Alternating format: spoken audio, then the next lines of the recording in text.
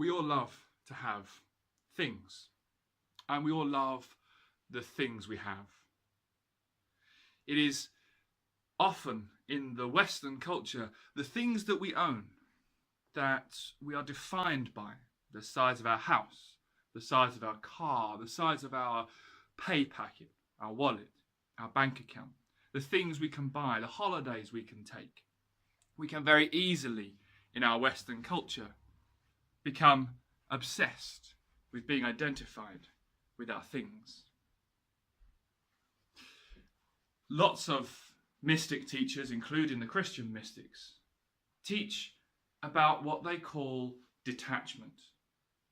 To be unattached to the things we have, whether that be a car or a concept. We need to become unattached to what we have. One of the arguably greatest Christian mystics is a 14th century German Dominican friar called Meister Eckhart. He wrote a whole paper on the concept of detachment. Here's some of what he said.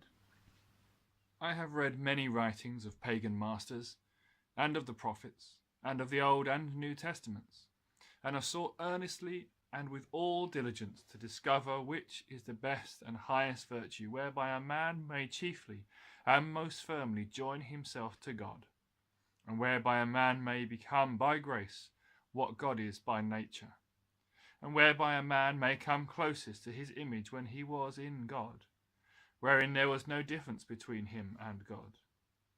After a thorough study of these writings, I find, as well as my reason can testify or perceive, that only pure detachment surpasses all things, for all virtues have some regard to creatures, but detachment is free of all creatures.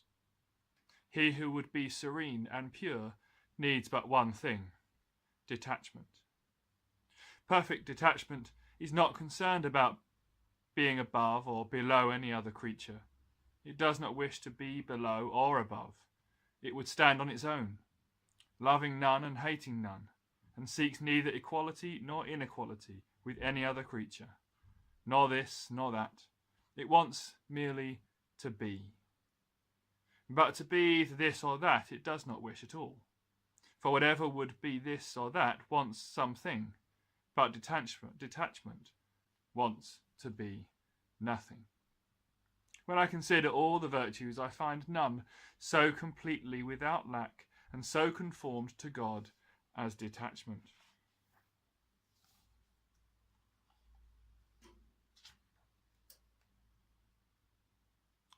If I want to write on a wax tablet, then anything written on that tablet already, however wonderful it might be, will prevent me from writing there.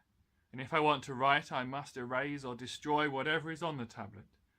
And the tablet is never so suitable for me to write on as when it were as nothing, with nothing on it.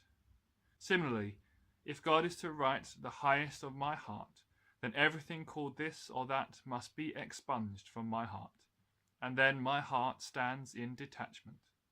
Then God can work the highest accord to his supreme will. Therefore the object of a detached heart is neither this nor that. Therefore, the quicker a man flees from the created, the quicker the Creator runs towards him.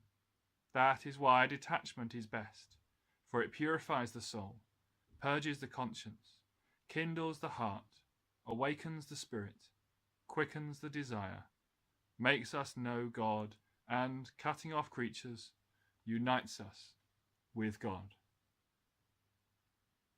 So what does detachment mean?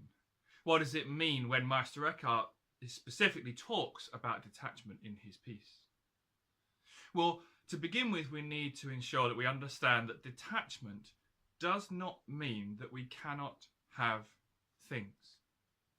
If you live in the West, you need to have a house to live in. You need to have a means to keep that house and your family. So therefore you need to have a bank account. Most people who are living in the West need to have a car to be able to get from one place to the other, although they probably don't need to use it quite as much as most of them do. When Meister Eckhart speaks of someone running from the created in order for the creator to come towards them, he doesn't mean we need to give everything away.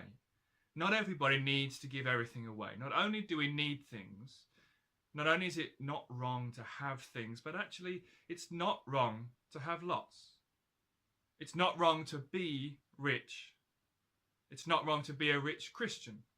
If there were no rich people, there would be no money and funding for charities that do such a great work. If there were no rich Christians, there would be no money for the Christian charities and non-profit organisations. So it's not wrong to have these things. Detachment is about our mental attachment and connection to what we have. Detachment is about holding what we have lightly. It's about not letting it control us. It's about us having it and not it possessing us. So detachment really is about letting go of our mental and emotional hold on these things. Because when we have a mental and emotional hold on things, actually it's the things that have the hold on us. It dictates our life. It controls how we behave.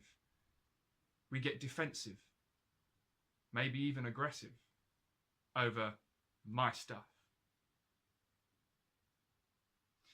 In Psalm 24, verse 1, the psalmist begins by saying, "The earth is the Lord's and everything in it, and all who dwell therein. All things belong to God." We are simply stewards of those things, so we hold them lightly.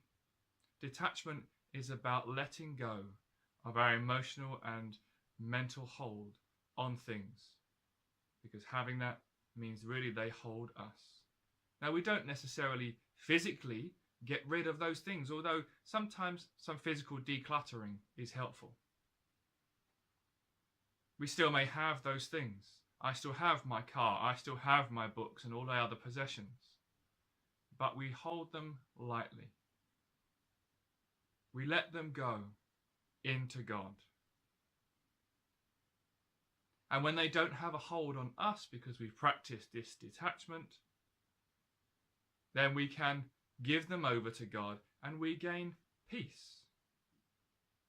The verse in Philippians where Paul talks about not being anxious about anything, that can be used not just about the concepts and situations that we might be anxious and worried about, but actually worrying about the things we own, anxious about the stuff we have. Don't be anxious, Paul says, about anything, but with gratitude give them to God.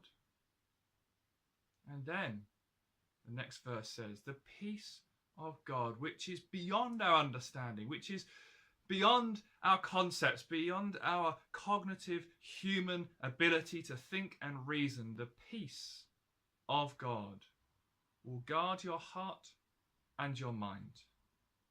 That is, will give you inner peace and peace of mind. Inner peace and peace of mind through detachment. Giving these things to God, letting go of them, our mental and emotional holds. So when you read or hear the mystics speak about detachment, remember that this is about releasing our mental and emotional hold on things to God. Because we may think we hold them, but actually they hold us. And in detachment comes the freedom and the peace, which we can gain only through God.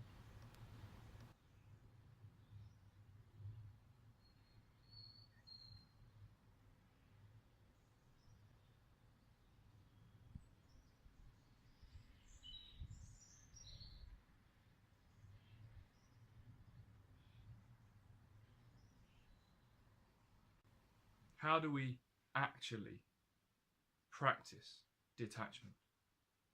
How do we actually release the hold we have or the things have on us on them.